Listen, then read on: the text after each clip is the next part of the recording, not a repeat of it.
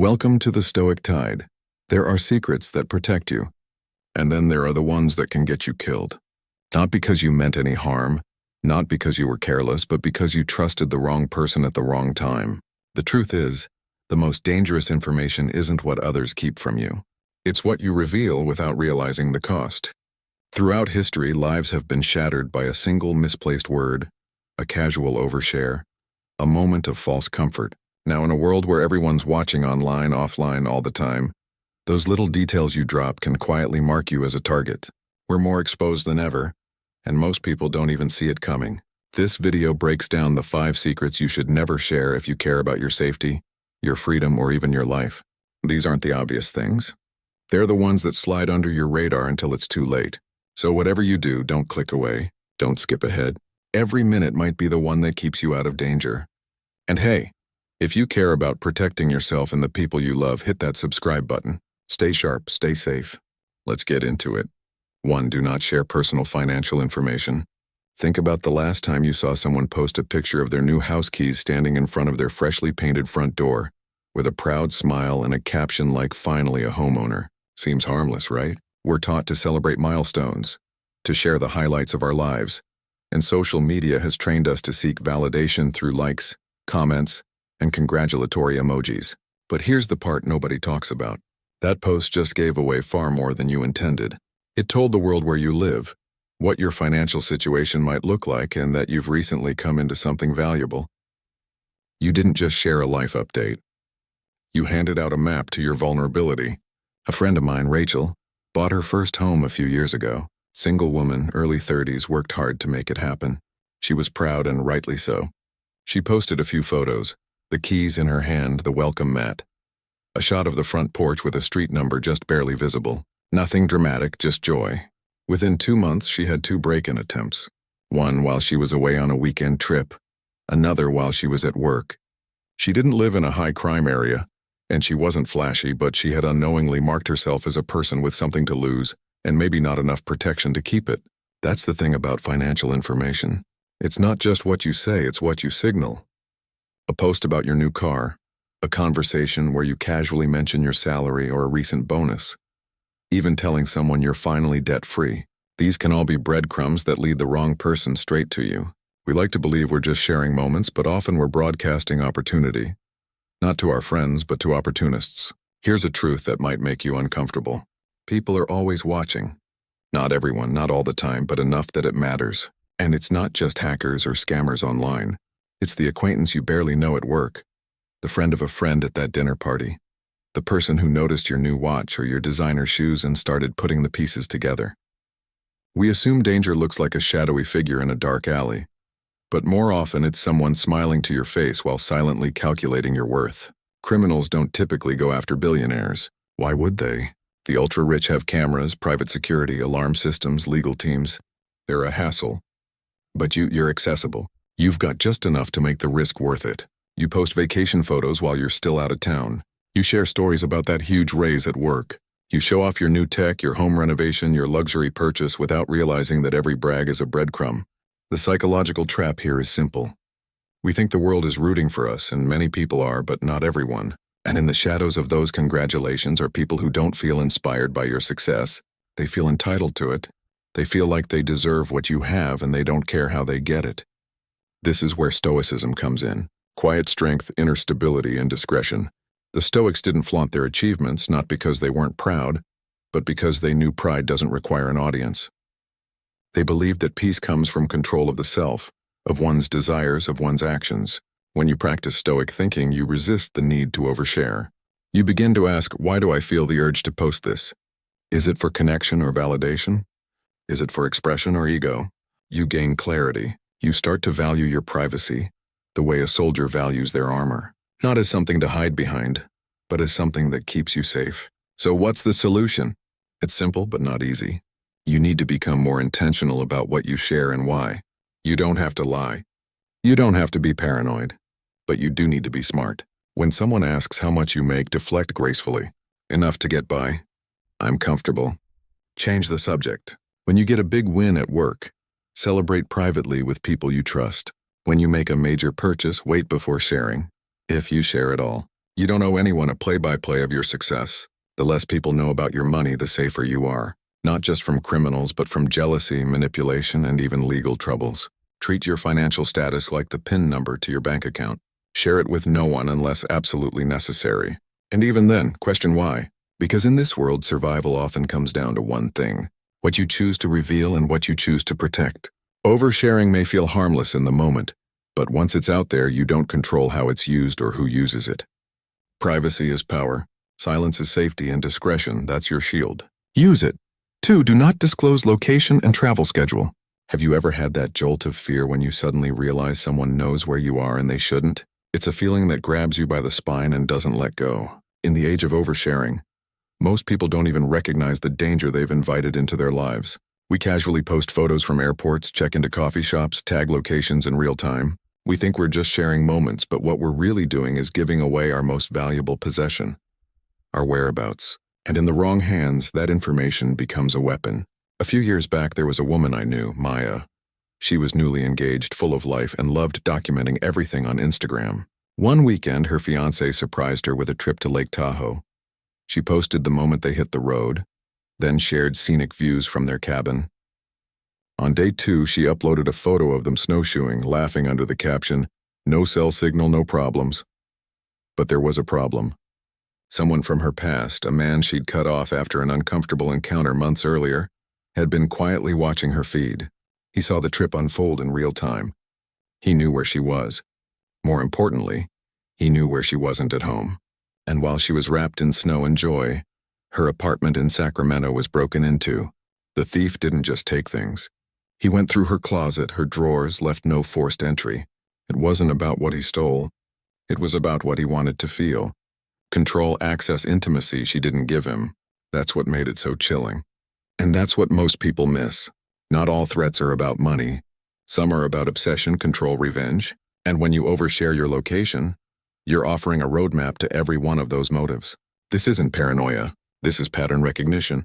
We've normalized broadcasting where we are and when we'll be gone, assuming only our friends are paying attention. But the truth is, anyone can be watching. Social media doesn't vet your followers. That guy you met once at a party, the woman you used to work with 5 years ago, the anonymous account that liked your last 10 posts, any one of them could be studying you. And studies show that many are. Over 78% of modern burglars use social media to choose targets. They don't have to guess if you're home. You told them. You showed them. Even outside of theft, the danger deepens when you share your daily habits. That run you take every morning at 6 a.m., the yoga class every Wednesday night, the late-night walks when the city is quiet. These routines form a pattern, and if someone wants to find you, they don't need to ask. They just need to watch. Let's talk about psychology for a second. Why do we feel the need to post where we are while we're there? A lot of it comes down to validation. We want to feel connected, noticed. We want to be seen living a full life. But that craving for connection can become a liability. Stoic philosophy teaches us to value what we can control and to let go of what we can't. Your safety is something you can control, but only if you stop offering your movements up for public consumption. The Stoics believed in inner strength over outward recognition. They trained themselves to enjoy experiences without the need to display them. That's the mindset we need now more than ever. When you live stoically, you learn that not everything meaningful has to be shared in the moment. You delay gratification. You protect your peace. You understand that your safety, your privacy, your power, they're worth more than a fleeting like or a few heart emojis. You begin to question, what do I gain from posting this now? Who do I trust with this information? What's the cost if the wrong person sees this? That kind of self-inquiry is more powerful than any security system. It makes you less predictable, less exposed, and far harder to manipulate. So here's what you do. Shift the timing. Post your trip photos after you're back. Share that fun dinner spot after you've left. Talk about your routines only with people you know deeply and trust entirely. Don't tag locations in real time. And most importantly, stop thinking that caution equals fear. It doesn't. It means you're aware that you see the world as it is, not how you wish it were. We live in a time where even joy can make you a target if it's shared carelessly. But when you protect your location, when you guard your movements, you reclaim control. You turn your life from an open invitation into something more sacred, more protected. Because the most dangerous people in this world don't need to break in. They just wait for you to open the door. And when your location is public, you've already left the door wide open. Privacy is the modern-day fortress, and the strongest walls are built not with fear, but with intention. Be quiet, be careful, be stoic. If you found these insights valuable, let me know by commenting yes below. Your thoughts matter, and I'd love to hear from you. 3. Do not disclose information about personal security systems. The walls have ears, and today those ears belong to people who have no business knowing anything about your life. In a hyper-connected world where our instincts to share have been rewired by likes and attention, even the most innocent-sounding detail can become a crack in your armor. One of the most dangerous things people casually talk about without realizing the risk, their home security, or worse, the lack of it.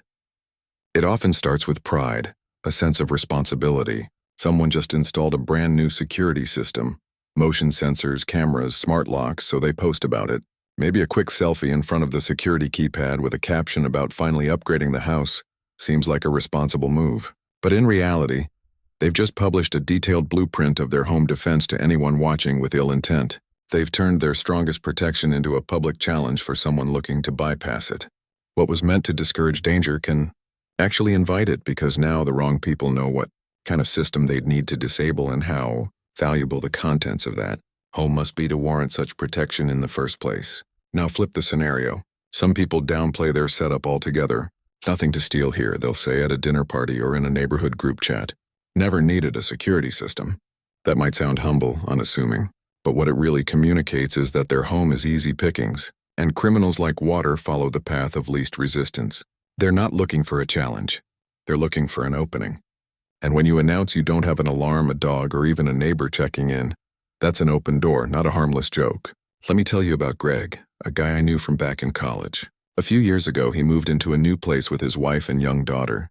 Being the kind of guy who loved tech, he got a top-tier safe for some cash and family heirlooms, including a vintage watch from his grandfather. He was so proud of it, he mentioned it during a casual chat on a home renovation Facebook group. Talked about the brand, the biometric lock, even where he placed it. Tucked in the closet behind my suits like a Bond movie, he joked. He wasn't trying to brag. He was excited. But a few weeks later, someone broke into his home while they were out of town. Nothing else was touched. Not the TV, not the laptop, just the safe gone.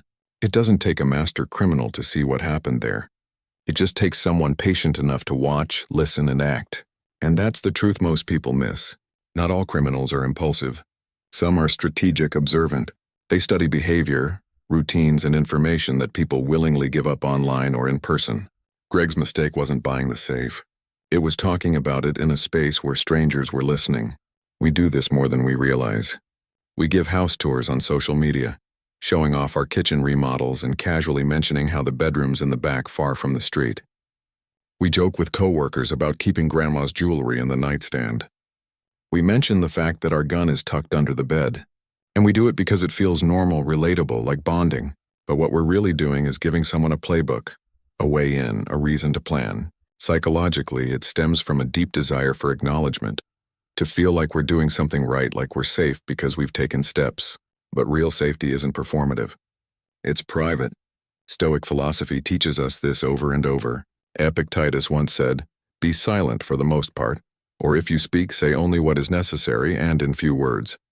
That's not just about conversations. It's about control, discernment, holding back what doesn't need to be offered. To live stoically means to recognize that external validation, praise, envy, even curiosity are not measures of success. And sharing details of your security measures, your weapons, or your valuables doesn't make you smarter or safer.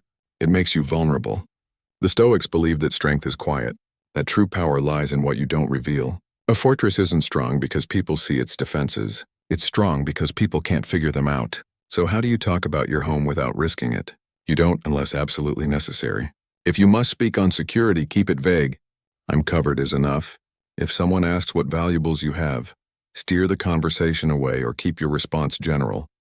If you're discussing renovations or home layouts, share the outcome, not the floor plan. Learn to separate what feels good to share from what's smart to share. Because once the wrong person knows what you have, how you protect it, and where it's kept, you no longer hold the upper hand. You've handed it over. And in today's world where information spreads faster than consequence, that handover can be devastating. Your home is your sanctuary. It should feel like a fortress, not a stage. Keep your defenses silent. Keep your possessions sacred. Speak less than you feel tempted to. And guard your privacy like it's the lock on your front door, because it is. 4. Don't share personal or family weaknesses. When we talk about personal safety, most people think of alarms, locks, being street smart, or carrying a self-defense tool. But there's a different kind of threat, one far more insidious. It's not physical, it's psychological. And it begins when you share too much about your personal vulnerabilities. This danger doesn't come at you with a weapon in hand. It creeps in silently, disguised as understanding, curiosity, or connection. And by the time you realize what you've given away, the damage is often already done. The risk isn't just theoretical, it's real, and it happens quietly every day. I remember hearing about Jordan, a soft-spoken man in his mid-50s who had recently gone through chemotherapy. He was open about his experience, shared it in his local community group, hoping to inspire others and build support. People applauded his courage, but among those clapping were eyes that didn't see inspiration. They saw opportunity. Jordan lived alone. He was fatigued most days, and one day someone used that knowledge to break into his home while he was sleeping, drugged up from painkillers. He never saw who did it. They didn't need to confront him. They already knew he wouldn't be a threat. This is the brutal truth. When you reveal specific details about your health, your trauma, your emotional wounds, or your fears, you're showing people the blueprint of how to hurt you, and not everyone who listens wants to help. The desire to open up is deeply human. We want to feel understood. We crave connection. Vulnerability can be beautiful when it's shared in the right space with the right people, but most of us have been conditioned to overshare, to expose parts of ourselves without discernment, and in public spaces that were never meant to hold that kind of truth. Whether it's a Facebook comment, a casual story at a social gathering, or a confessional TikTok video, too many are revealing life details that should remain protected. And when those details fall into the wrong hands, they don't just inform, they invite exploitation. Think of it like this. Manipulators and predators are opportunists.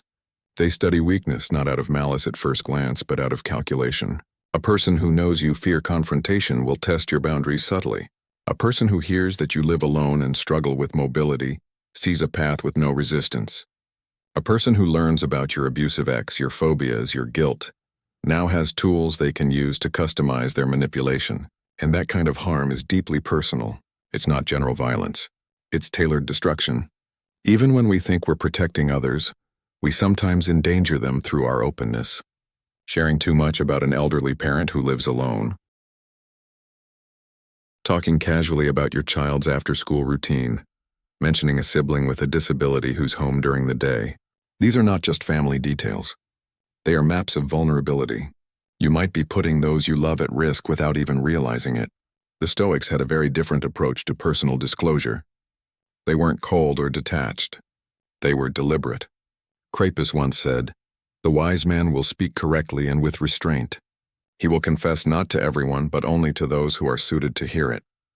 That idea, only to those who are suited to hear it, is where real power lies. Stoic philosophy urges us to be measured in what we give away. Not out of fear, but out of awareness. They understood that some things are meant to be processed quietly internally, or with trusted counsel, not with the world.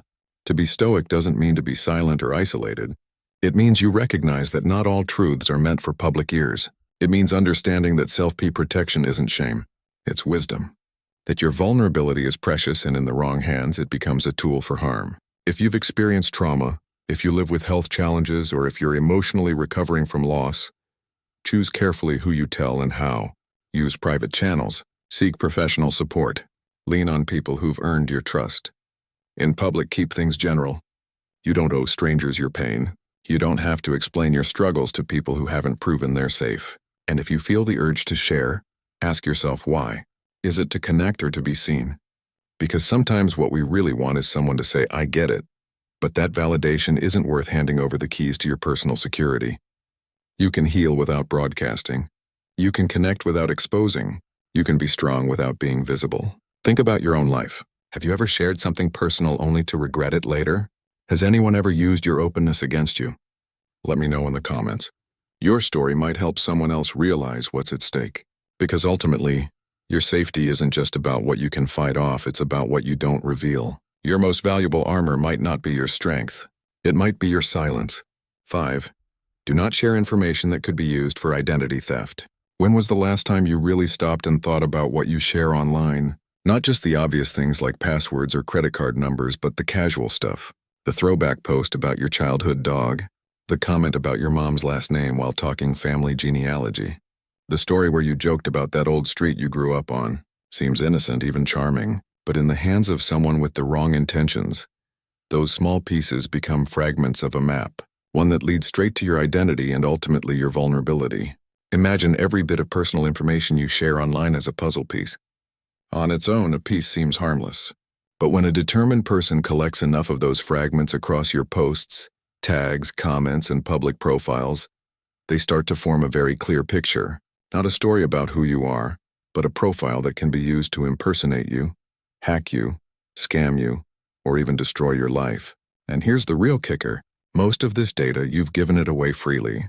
Not because you're reckless, but because we've been taught that sharing equals connecting, and openness equals authenticity. It doesn't, not always. Not in this world.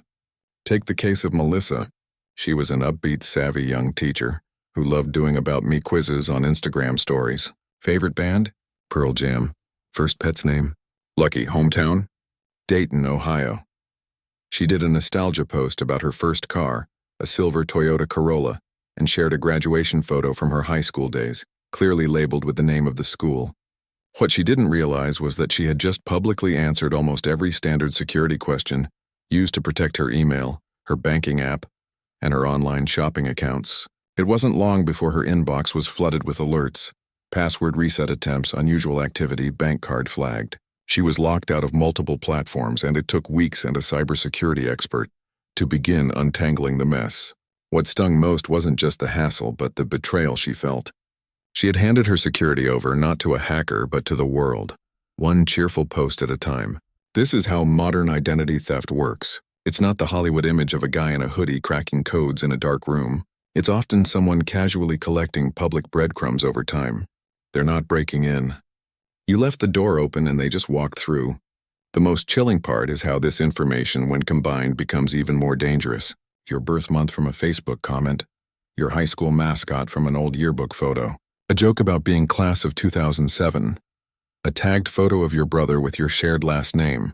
None of this alone seems significant, but together it narrows down your age, your birthplace, your family network, and in many cases enough to reconstruct partial social security numbers or craft realistic phishing attacks. Once they know where you bank or which apps you use, they don't have to guess. They'll mirror those platforms, make the emails look perfect, and bait you into clicking what you thought was just another routine notification. This is where the Stoic mindset becomes not just helpful, but necessary. Marcus Aurelius once wrote, "If it is not right, do not do it. If it is not true, do not say it." That clarity of action applies to the digital world too. Stoicism is about self-discipline, about controlling what you can and letting go of what you can't. And you can control what you share. You can choose silence over impulse.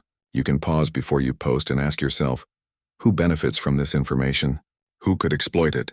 Would I still share this if I imagined it in the hands of a stranger with bad intentions? Living by Stoic values means treating your personal data like your physical body, with respect, with boundaries, and with an understanding that exposure can have consequences. It means realizing that you don't owe anyone your full story, especially not the anonymous, ever-watching eyes of the internet. You can live fully without laying yourself bare. You can connect without giving away the blueprint to your identity.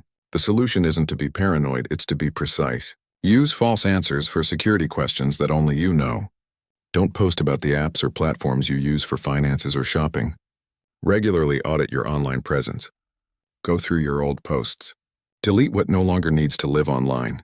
Tighten your privacy settings. Make it hard for strangers to build a version of you never gave them permission to create. You lock your front door without thinking. Your digital life deserves the same vigilance. Melissa didn't get hacked because she was careless. She got hacked because she trusted a system that rewards oversharing and punishes discretion. But we can break that system by choosing silence when it matters, by guarding the small truths that seem too minor to matter until it's too late. What about you? Have you ever shared something online that in hindsight felt too revealing?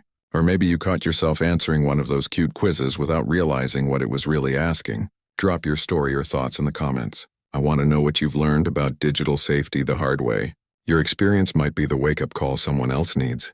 And if this message hit close to home, don't stop here. There's more you need to know. Click the suggested video on your screen now. It's packed with practical strategies that build on everything we've covered. Because in a world where information equals power, the wisest thing you can do is protect what you know and keep the rest to yourself. That's not fear. That's survival. That's Stoicism in action. If you've made it this far, you already know. You're not just watching a video. You're waking up. These 5 secrets aren't random tips. They're your personal firewall in a world that's watching, listening, and waiting for you to slip. You don't need to live in fear, but you do need to live smart. Protecting your life starts with protecting your information. So here's your next move. Hit that subscribe button. Stay close. Stay aware. Stay blessed.